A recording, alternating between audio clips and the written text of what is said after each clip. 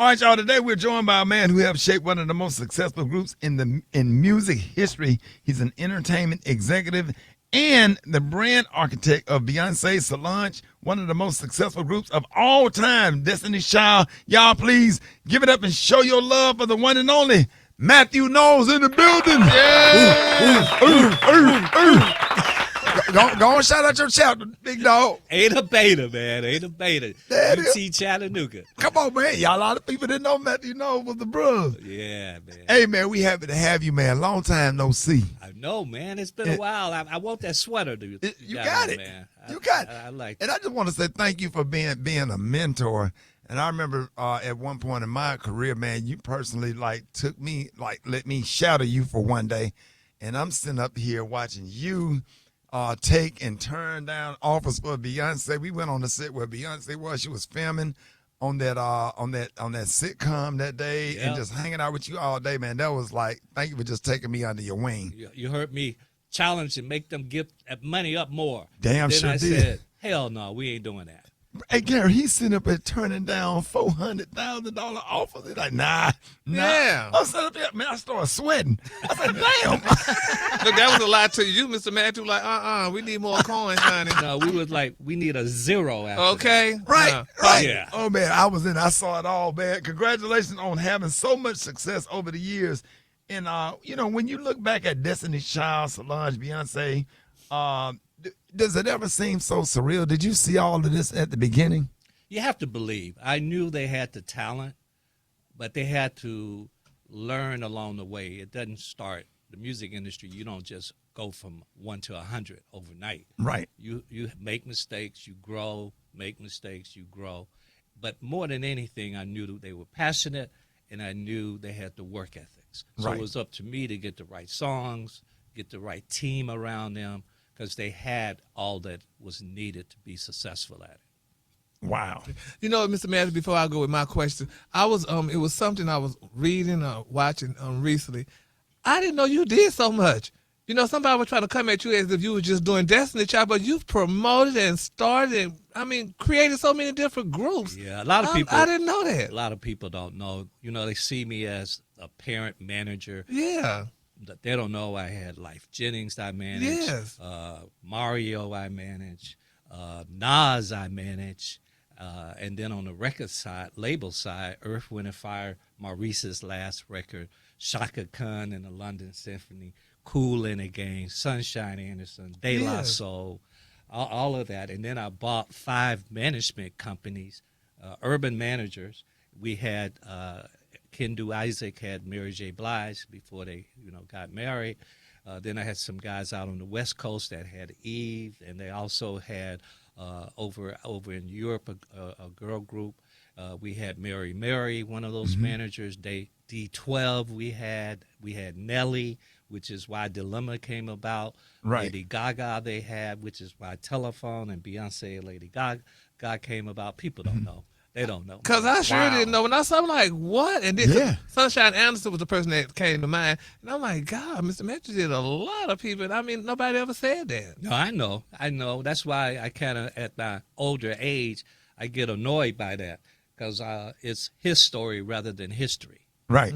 So I'm talking more about those things. I used to be quiet about it and be in the background. But I also, in 2008, bought a country label, Compadre. So right. For those of you that were surprised that Beyonce did a country record, I have Beyonce on a country record I wanted to put out in 2008. Wow. Called Old Stop Sign. All right. That's crazy. Yeah. All right. So now that they said, Mr. Mathew, so let's just go back now. So you had a major hand in the success of Destiny's Child. So now, and each member of Destiny's Child is still successful to this day. So what would you say has been the key to that success? Planning. That wasn't luck. That wasn't happenstance. That was a strategic plan that in between the Destiny's Child albums, 3 of them, that they would do their solo projects, the things they were passionate about. Michelle come from a gospel church background. She had 3 #1 gospel records. I was able to get her on Broadway with Aida. Kelly wanted to do TV, and she's doing great in film and TV. Right. Beyonce, we know what she did. So in between those albums, they were able to do their solo projects, and that's exactly what they're doing now, what they did back in 2005, I think it was, we started. So, Mr. Matthews, I, like Gary, had no idea about. Where are you? Oh, Shit, Dallas. I'm in Dallas. I'm looking around like, where are I know, you? right? So, Hey, he looked straight up at the sky. He thought, Jesus. hilarious. And speaking of, I hosted a TED Talk that you were in Dallas, and you just were just a bevy of information, and you talked about strategy and being strategic in whatever you're in, and that was just, I just was like blown away. It was so amazing. So a recent headline on Beyonce was that she just became a billionaire, but you corrected that headline and said that she's been a billionaire. How did you feel when this info hit the news recently? Yeah, I mean, how do you evaluate a billionaire? Right. What is it based on? And so that's my, I'm a college professor of 20 years at the School of Business. That's what bothered me, is that when you look at her assets, she's been a billionaire. So and I was a little annoyed about how did they come about that. But one thing about Beyonce is she's never ever brought up money. That's never motivated her. What's motivated her was to be the very best at her craft, and to put in the work, and to work hard to please her fans and her community. And I'm very proud of that. And that's both of my girls. Solange is the same way. Right. Now, I saw that you're working on the Destiny Child Reimagine tribute tour. I'm so excited. So, what can the fans expect? And are the girls getting back together? We'll do first one first. So imagine walking into a room with 400 people with a stage in the middle, and the chairs are surrounding, people are surrounding the stage, and there's 3,000 candles, and the lights are down, in a string quintet playing Destiny's Child songs. Everybody's dressed up sharp. Everybody's got their party on, because I'm not making this going to a symphony. We're going to a concert. And so imagine that, and I'm telling you, in Houston, it was overwhelming, the positive responses we got. It's a new experience, and I wanted people to have that experience. I can narrate in between. I tell stories on how some of these songs came about that you have no idea how they came about. There's a lot of laughter, and there's actually tears, some of the songs. So I encourage people to come out. It's a 6:30 show Friday and 8:30 show. Be on time, because we shut those doors at 6:30, 8:30. Go to destinychild.com and get your ticket right now. Yes. So, I was just going to say, we love. See, I just bypassed that last. I know. That last Right. part of that we question. We called Right. it. But We called he it. had a second part to that question. I've been doing this a long time. We called that. Yes. Yeah. Come on now. Yes, moving on. We love seeing you in granddaddy mode, and all of your babies are flourishing.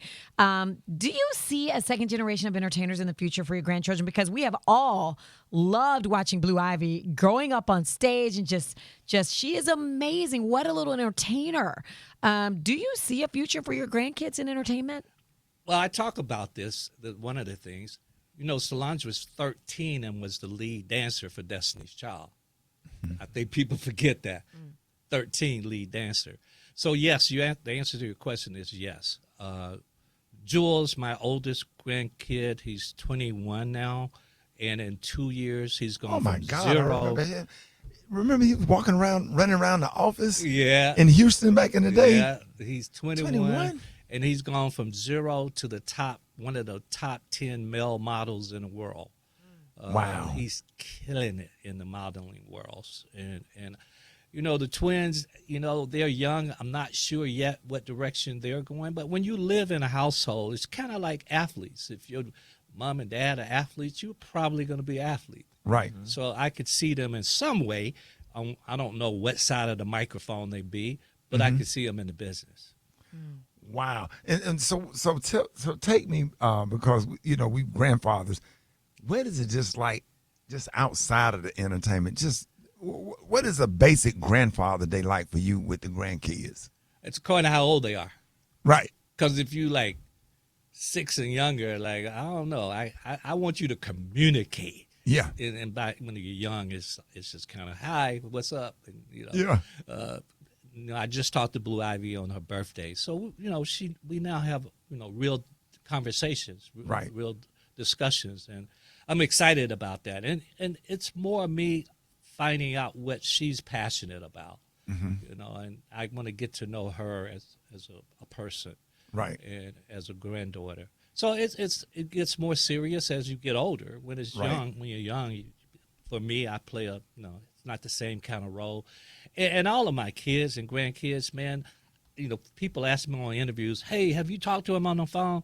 Man, no, none of these young people talk on the phone. Right. You have to text them.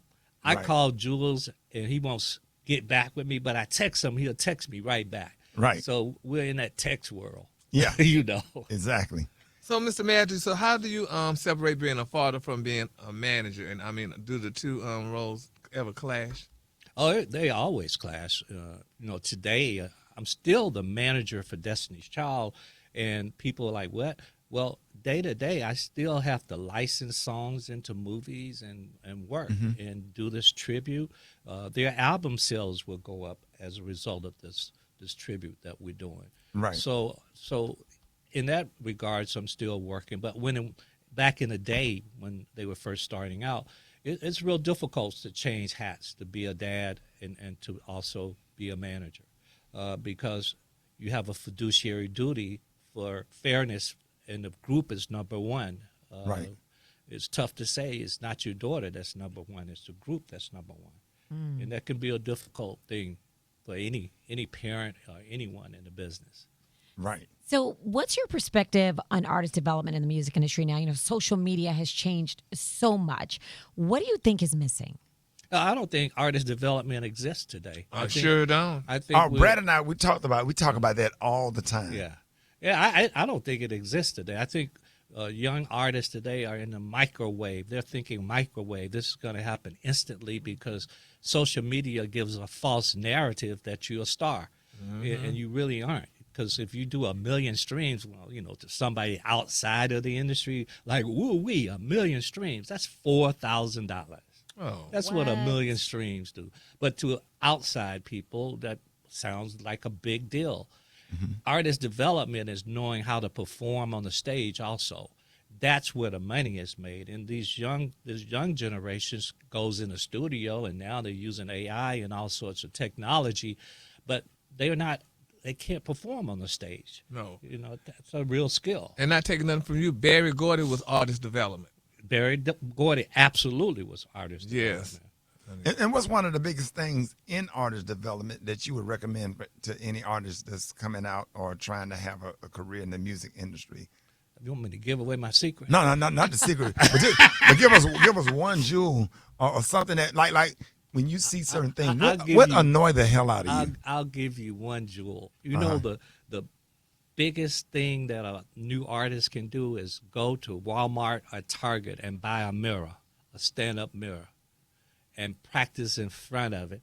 And don't sing any words, but let your body language and facial movement describe the song. Think about that. That teaches you how to connect with the audience, because connecting with the audience is body movement, expressions, simple mirror, and practicing that. So I gave away. Okay. It costs $25 to get a mirror. Okay, Right. now. Right. Right. And before Destiny's Child, were you ever a musician or took music or theater or what's Yeah, your? I took piano lessons. Can you still play? I play at it. What's your favorite key?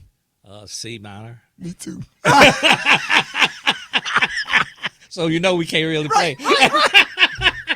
And chords. Did you have a little gig at the church? I played at the church. I actually was in the choir. I didn't play. Right. I was in the choir. I could sing a little bit. Right. Yeah. Yeah, we could do background. We could hold our own. I did a sermon once, man, when I was 9, 10 years old. Right. Adam and Eve. Come on now. Hey, Matthew Knowles, man, thank you so much for joining us this morning. Let everybody know how they can follow you and get tickets to Destiny Child's Reimagined Tour. I don't want you to follow me. I want you to get a ticket. Yes, how can they get the ticket? Destiny'sChild.com. You think you can remember that?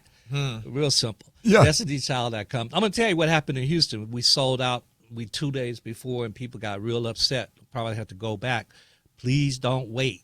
Get Right. your tickets right now. There's no front rows on any. They're going real fast. Right. So, and I'm at, Mr. Mathew Knowles on Instagram, or find me on LinkedIn. Okay. Are you in the mood for some greens and some macaroni and cheese? Hey, man, you said some that. turkey You- wings. You invited me to that. I'm coming. We haven't sat down and ate in years. I can't wait. I can't wait. I love you, man. I love you Thank too, you brother. for everything. I love you too, man. Thank you for everything you Remember, did. man, I went to one of your shows. and, Y'all used to come Wait. to all my shows. and like a fool, I sat in the front row. Don't ever sit on the front row of a Ricky Smiley show. He's gonna get you. I remember. I walk on stage. I see you. I see Kelly. Everybody there at the show. And then we would get up and go to church. Yeah. Remember, it was me, you, Angie Stone. Yeah. We all, Beyonce. We all went to church. We were rolling, man. Had a great time. Man, I love you, man. Now, I love you too, man. Thank you, man. all right. You one of the best people I ever met, man. Thank you, Ricky. Big brother, mentor, uncle, everything. Thank you, man. I'm glad you didn't say Big Brother Snake. They don't know nothing about that. Don't say that. Matthew Knowles, ladies and gentlemen. Thank you. Yeah. More Ricky Smiley Morning Show coming up.